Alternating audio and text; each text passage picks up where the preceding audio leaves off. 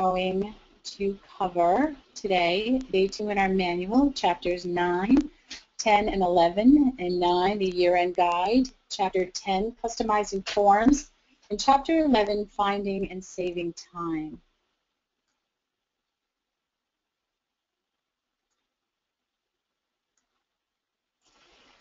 Part of my traffic jam just earlier is that my applications are responding slowly.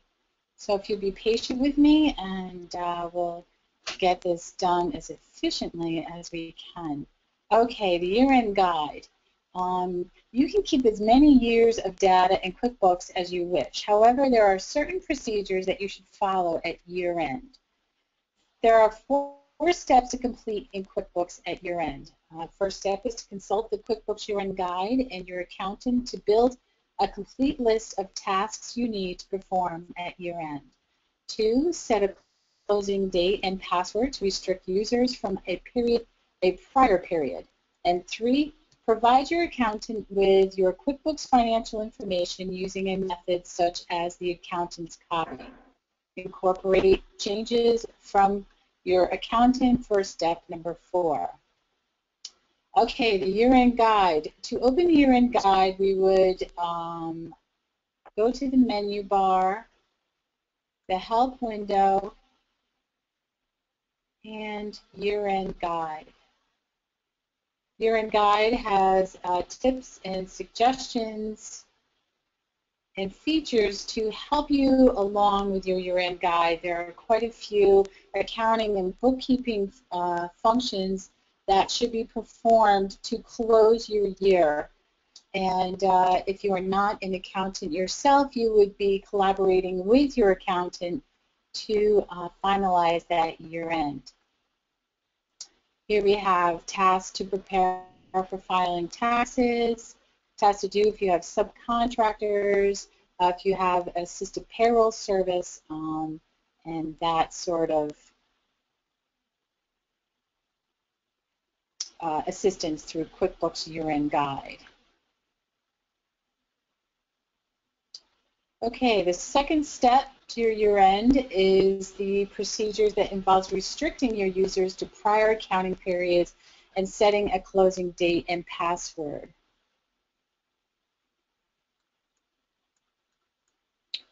Okay, set a closing date and password. We will go to the menu bar, the company, set closing date, set password, enter the date, and enter the password. So let's go to company, set closing date. And as you can see, and you're familiar with the preferences window that we would find on the edit and the menu bar. This preference window automatically goes to accounting through the set close date, company tab, use class tracking prompt, date through which books are closed. And we need to set that date. And we'll set a closing date here of, say, June 30th. In my previous position, we would perform a P&L, profit and loss report, on a monthly basis. And if any of the other bookkeepers in the department would go back and change any transaction, particularly in amounts, that would throw off a P&L. And as we fill out forms and comply with our federal taxes and our state taxes, this information cannot change. So in order to protect that information, you set the closing date and then you set the password. Okay.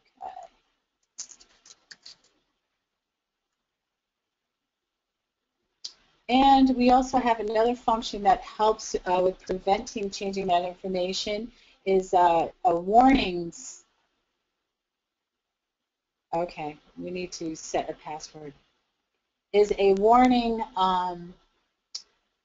90 days in the past if somebody wants to change a transaction 3 months from today, or 30 days, which is the feature that we had implemented in our business department.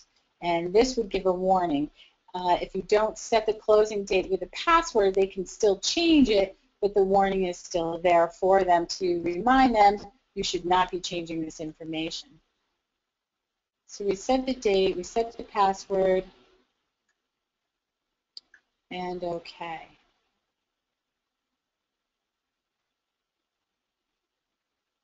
It says we didn't set the password, as well as creating usernames and passwords for other users. Oh, OK. They're asking us to set a password for a particular user. OK, let's move on.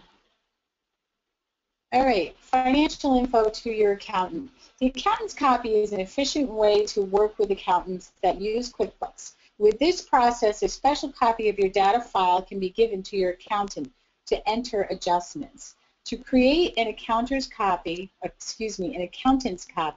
we go to the menu bar, File, the accountant's copy, and so on. Let's do this under Demonstration. File, accountant's copy. Open and convert transfer file, client activities, convert accountant's copy to company file in QuickBooks. This is where you would set up your accountant's copy. And you would save that to either a flash drive or an electronic file that you can send to your accountant, and then they can take that file and enter it into their system, and they can make any adjustments if they need to, and also prepare your financial statements. Now, next step, number 4, and the last step for the year end is incorporate accountant's changes. If you use the accountant's copy, you can import your accountant's changes into your QuickBooks data file. To import your accountant's changes, we will go to the menu bar, File, Accountant's Copy, and Import Accountant Changes. Let's see that in QuickBooks. Oh my.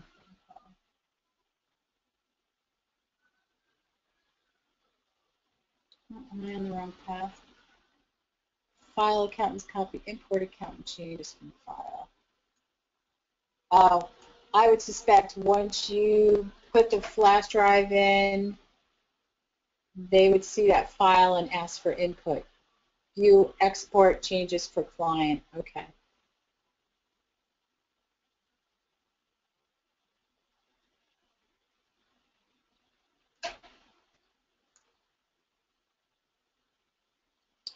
Okay, moving on to Chapter 10, we're going to be customizing forms. We're going to create a form design, customize form data layout, and duplicate and download templates. This is a feature of QuickBooks I had always enjoyed. It is a area where you can bring out your creative side, and you can create a professional-looking design and apply it to many of your QuickBooks forms. So let's create a form design. We're going to open a form. You hit the Formatting tab and then Custom Design, populate, and select our forms.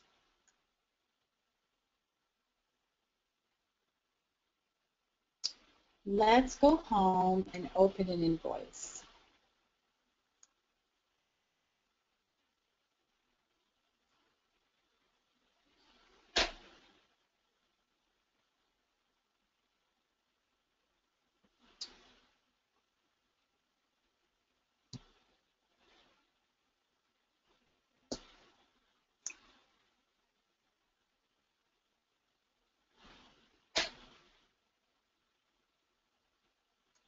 I don't know what's going on with my QuickBooks.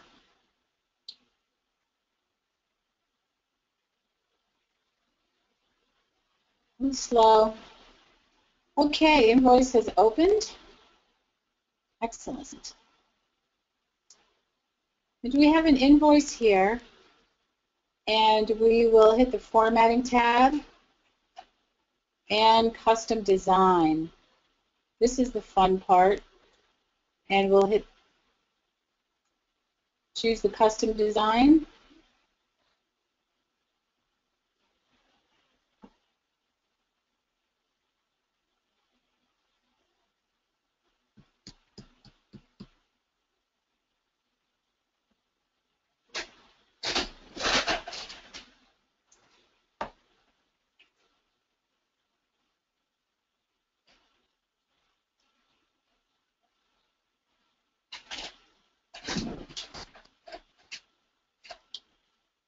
And we will open the Intuit Forms window, which this is a web-based feature.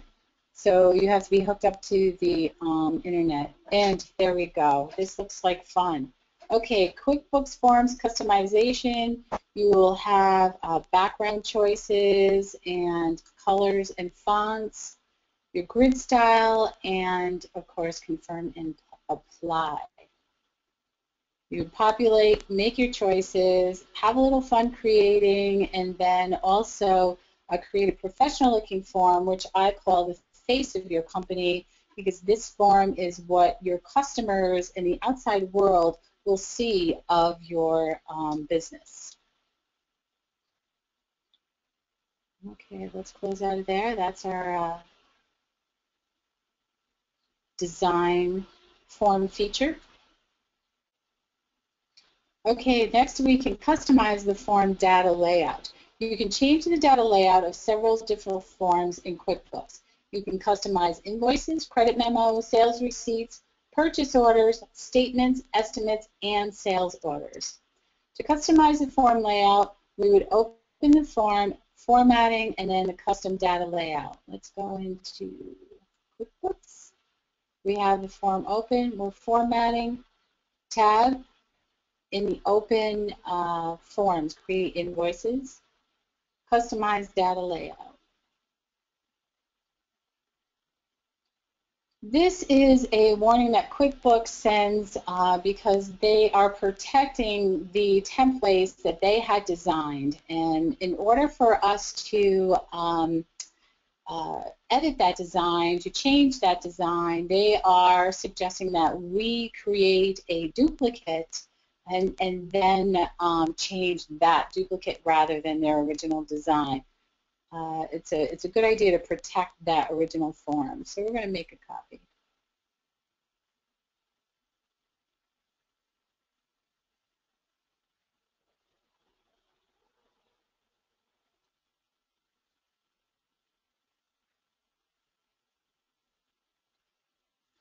Okay, this is our customization window, and a lot of fun as well.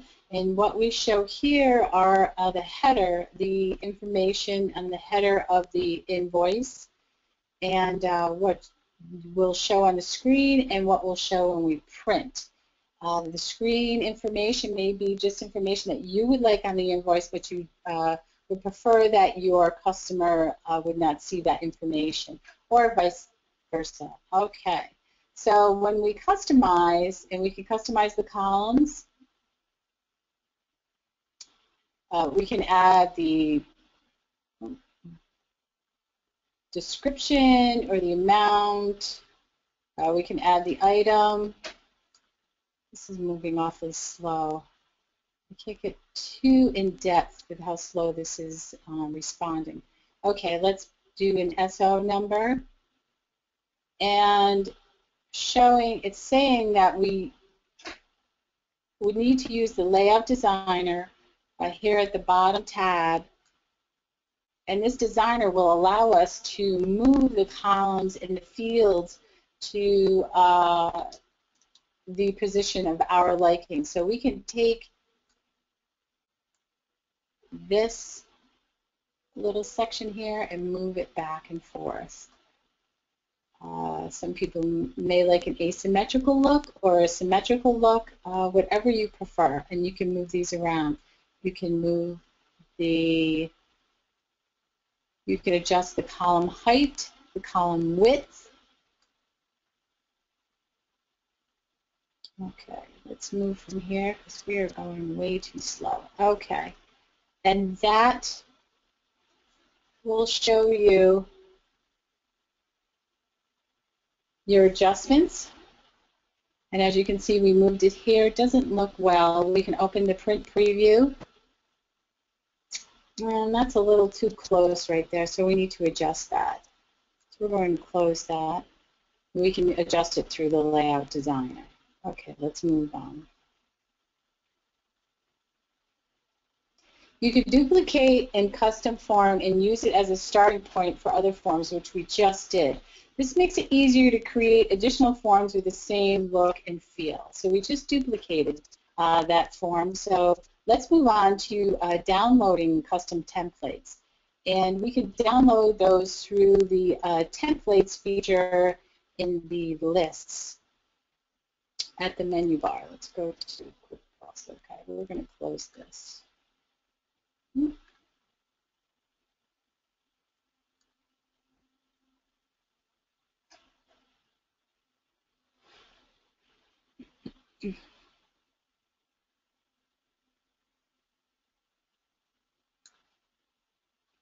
And to download a template, on the menu bar lists, templates,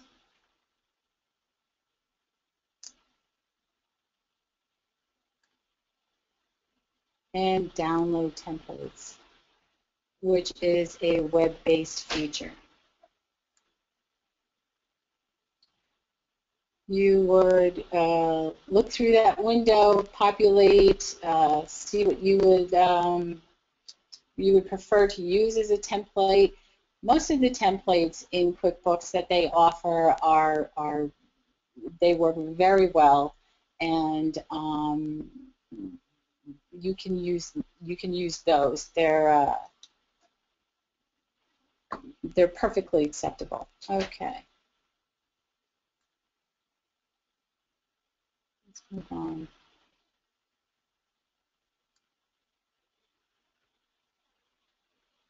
Okay, moving on to Chapter 11, Finding and Saving Time. We're going to look at the QuickBooks Calendar, the Find feature, memorizing transactions, and we'll see where we can find keyboard shortcuts in the manual. For each day, the QuickBooks Calendar shows you what is due, bills, invoices, and to-dos, and what was entered. You can also add to-dos for future tasks. Customize your calendar settings with calendar preferences. You know where to find the preferences. They are in the Edit menu, Preferences, and then you would select Calendar. So let's find the calendar on the home page here on the Company Center. And in the calendar, you will see the activity in QuickBooks, and you can also add to-dos. And we are going to add a to-do. And when you open QuickBooks, that to-do list will be the first thing that you see. So let's take a look at that. Oh, we have no to-dos, so we can add a to-do here.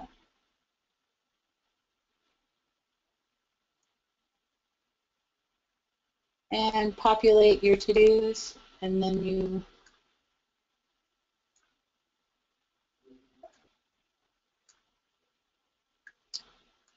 you add them in that window. Okay, let's move on. Because we're so slow, I want to close a couple of windows here. The web-based windows, I believe, are slowing us down. Okay, let's move on. Okay, the Find button. Use the previous and next buttons to locate recently entered transactions. Let's take a look at that in our invoices. And you will find these in most of your forms. And here we have an open invoice form.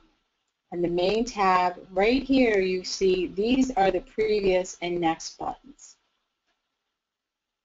Obviously, looks like the rewind and forward, same thing. And then we go forward. These are good to, they prove to be useful for recently entered transactions. The Find button in QuickBooks has a Find button on checks, invoices, bills, estimates, sales receipts, credit card charges, purchase orders, credit memos, and sales orders. Use the Find button to quickly locate the transactions. This Find button is right here underneath your previous and next button, and you can enter the criteria of any information that you have of the transaction you are looking for.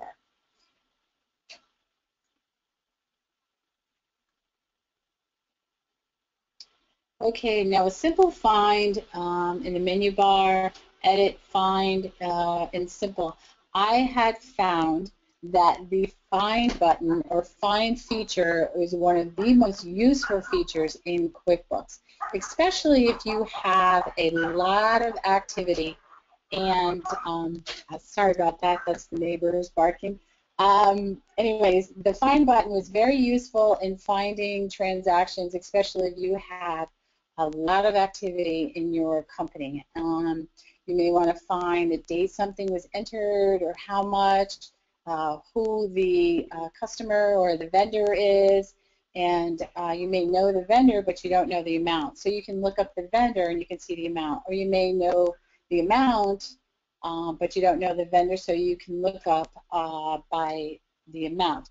And you would do that using the find feature, and you can find the find feature. Excuse me, I'm having a little fun with the terminology. Okay. When you don't have a form open, this is your find feature. I prefer to use the find feature in my preferences and have it on my top bar because I use it so much. I would like to have it in one click. But for exam purposes, you would find it in the edit list under find, and then this would be your simple. Oh, we're in advanced right now. This is your simple find. You would enter the criteria and see if you can find it. There we go. Find the transaction you're looking for, and then your advanced, which is the one that I use quite often. You enter the information you're looking for, any information that you may have. It's an amount, and it's $1,000, and then you will see any transactions that were $1,000 that were entered, and if there's no date range, it will be all transactions of $1,000. Very useful feature. Okay, fine.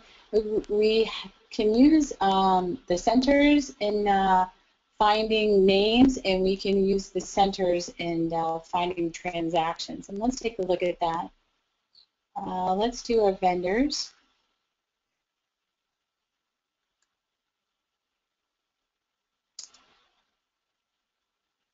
And we have vendors here, and you can find your vendors through this window here. You would type in, search with results, populate, enter the criteria, and you can find whomever is on the list. All vendors, active vendors, and also you can find transactions via the vendors. So here's your all bills, open bills, or bill payments. So there's find feature within the centers. Very helpful.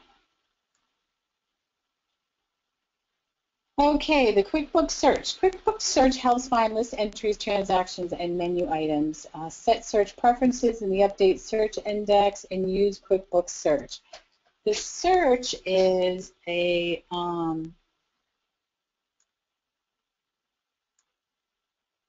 it's like a web-based search that you would find in most applications on your computer. And you would enter the term and then find the result. I prefer the find. It's much quicker and a little more detailed and direct.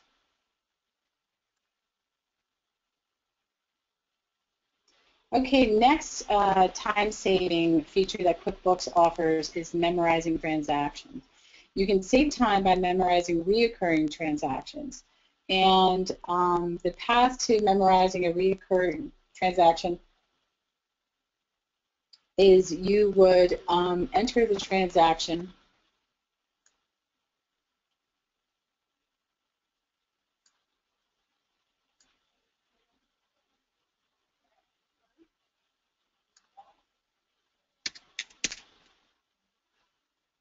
Well, let's do a bill.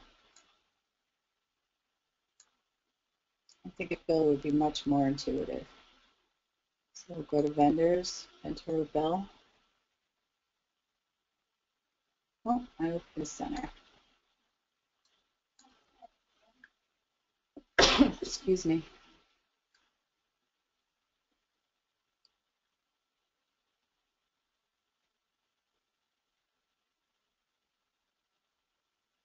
Choose a vendor. Let's do Curtis Lumber, and they have, and how we memorize this is you would fill in the form, enter the transaction, and then memorize. There's a memorize button on the top bar of the form. There's also a feature in the edit list. And it would be memorize the particular form that you're open. If you are open in an invoice, then it would say memorize invoice. So we'll memorize the bill. And then it will ask us a few details. Do we want to add it to our reminders list, which will show up when you open the application each morning, to not be reminded or automate a transaction entry? And how often do we want it automated? We'll say once a month.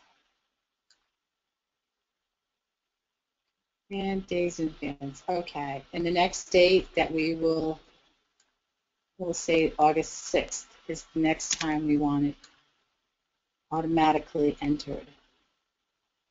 And okay. A little slow. And we're going to save this one because we want to pay it today.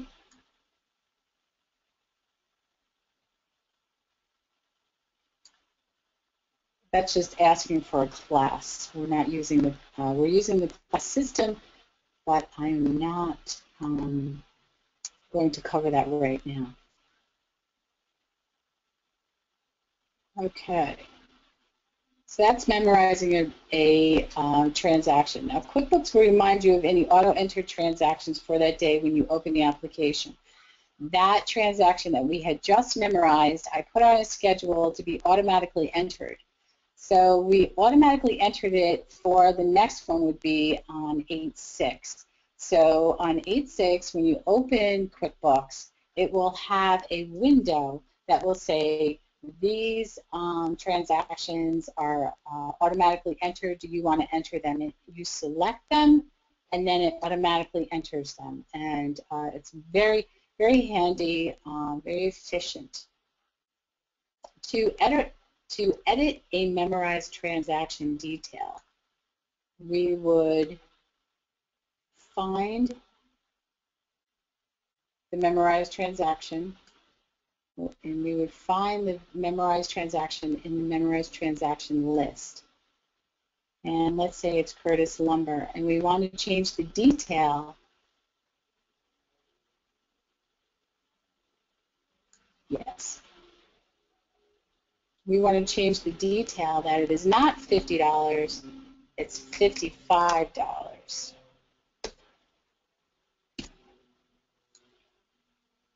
And then we will memorize it again. But they're asking us, do we want to add it or do we want to replace what we had? So we want to replace this. And it goes back. I don't want to record this one for 8/6, so let's clear it and close out. When you open a memorized transaction, it opens the transaction fully populated. So if you close it, you have to clear it or memorize it or enter it. It comes in fully populated. Okay, so next we want to change the schedule for that memorized transaction, and what we would do is just select it, memorize, and then edit the memorized transaction, and you would change the schedule in these windows here. So we'll say it's daily.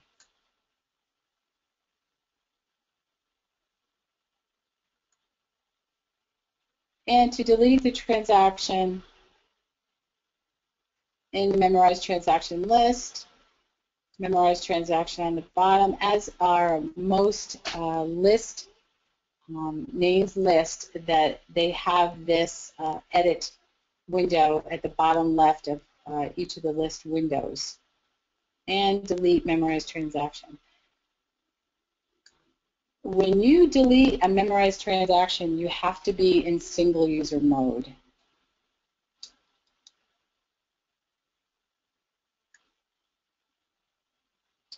Okay, here we go. Keyboard shortcuts.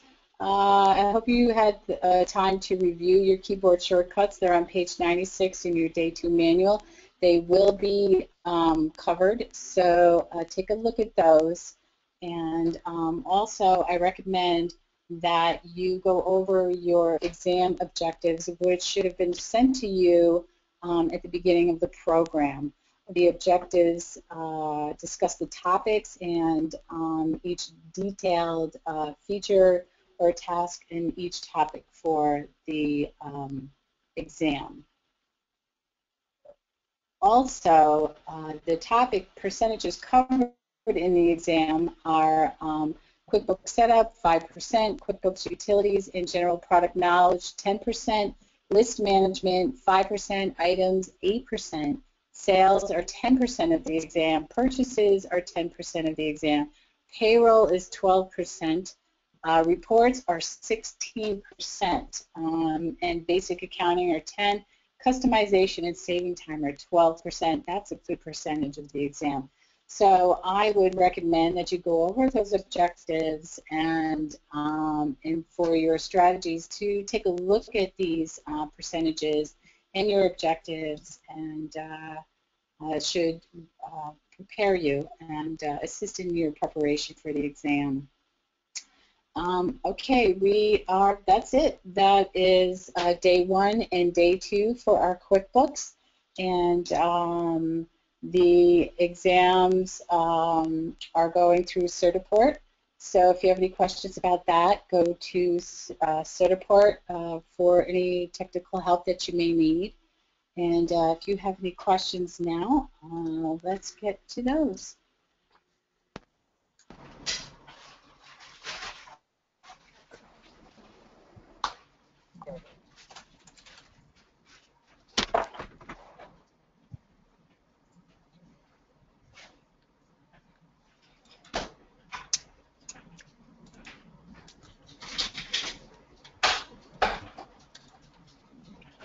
Okay, first question. On the practice tests, how similar are the questions in the actual exam in regards to wording?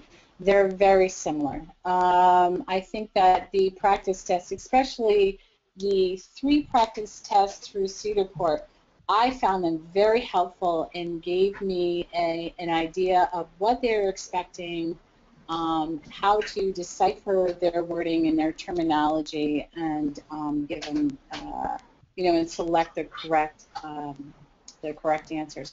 So those exams, I highly recommend that you take those. They are so helpful and just give you that practice.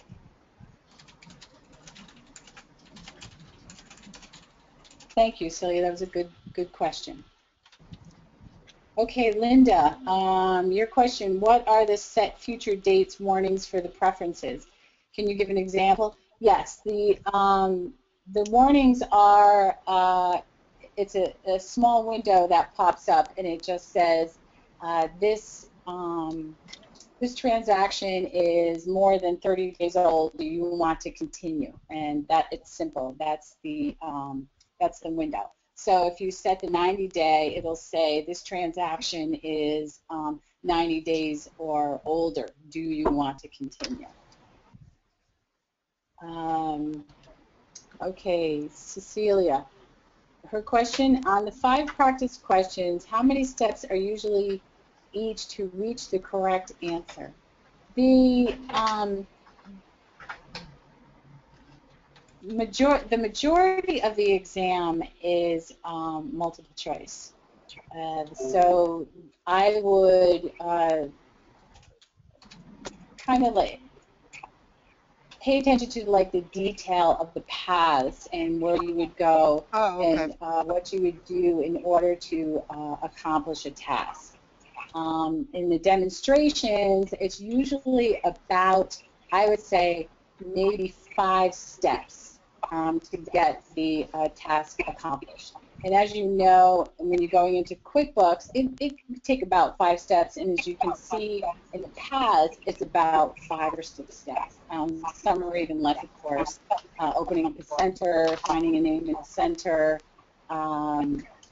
So I would say at the most 5 or 6. Take a look at your paths and see where they take you and how many they are, and how you can drill to the specific task.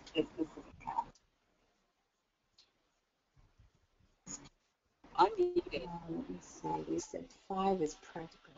5 is practical.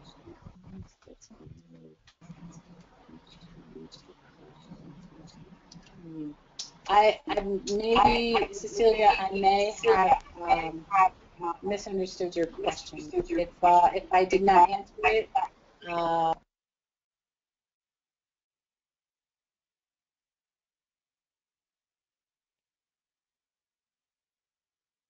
unmuted.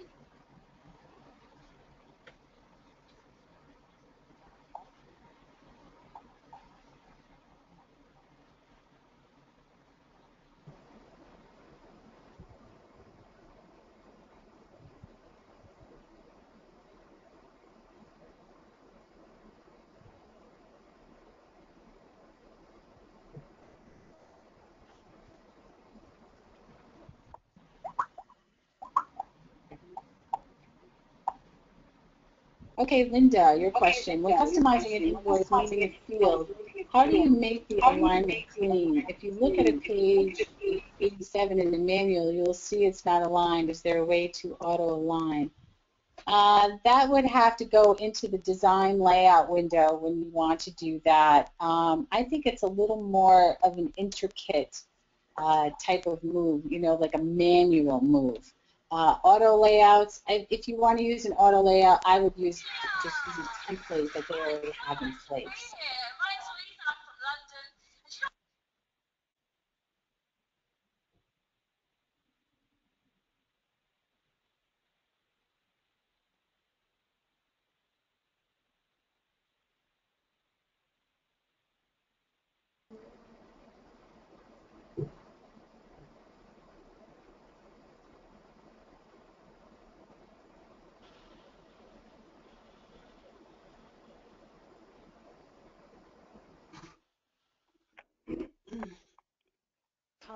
Can you hear me?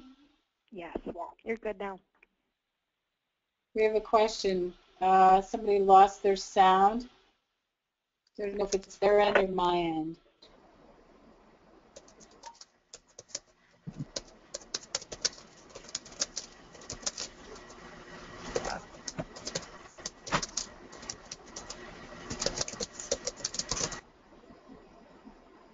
Muted.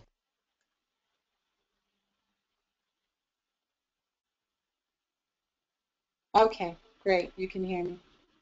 All right, I'm not seeing any other questions. Are we?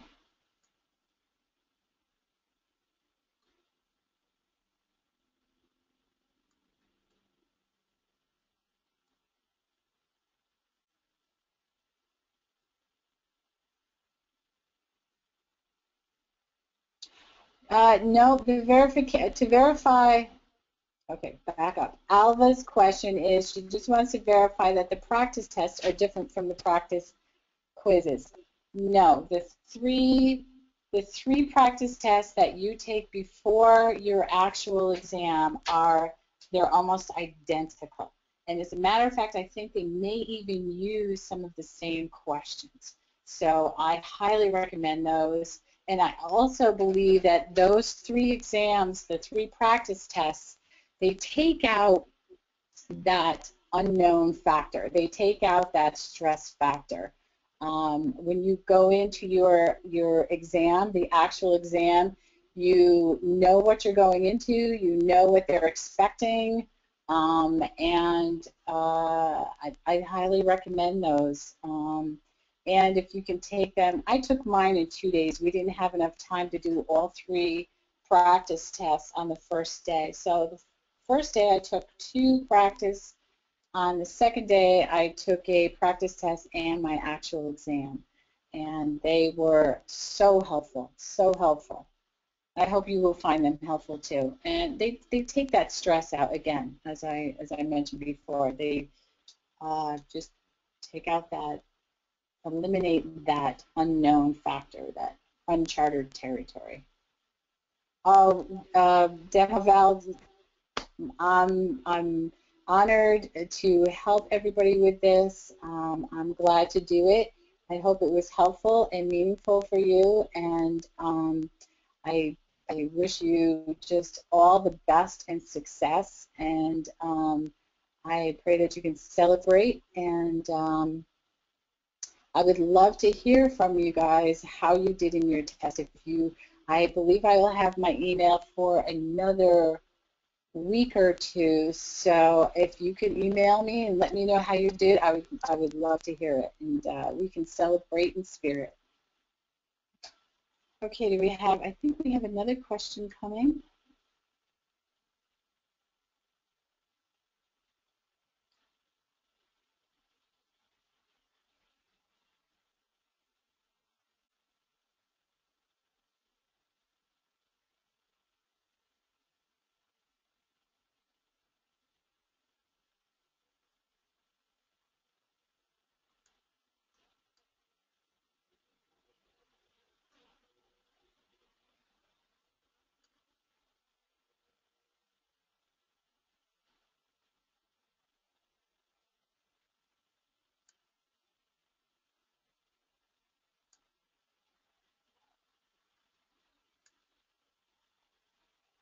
Okay, it looks like we may be bringing this to a close. This has been a blessing to me. I have enjoyed this so much. I have learned with you. It's been great to hear your questions, and it's been great to be a part of this. Again, like I said, email me, let me know how you did, and if you have any questions, my email is metricsmentor@gmail.com, and for any technical support if you need is at support@metricslearning.com, and my very best to all of you as you go into your exam. Oh, we have one more question. Does the practice test include examples of the practical questions as well as the multiple choices? Yes, they do. Yes, they do. These the practice exams are they're just like the actual exam, and you will definitely find them helpful. And the practical questions, like I said, are a small percentage of the questions that they ask. I believe they are 50 questions for the actual exam, and I thought there were 100 for the practice exam. Don't quote me on that though, but as I recall, the actual exam, there weren't as many questions as there were in the practice test, which is a benefit for sure. Okay, let's call it close. It's been a great time with you these past month or so, these past 6 weeks, and 8 weeks I think we've been together, and I wish you the best, and I would love to hear about your exams and your certification. And God bless all of you. Take care.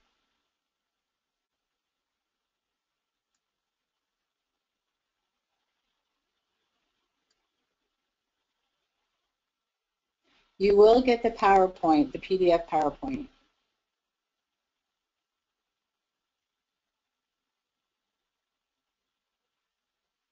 Ciao.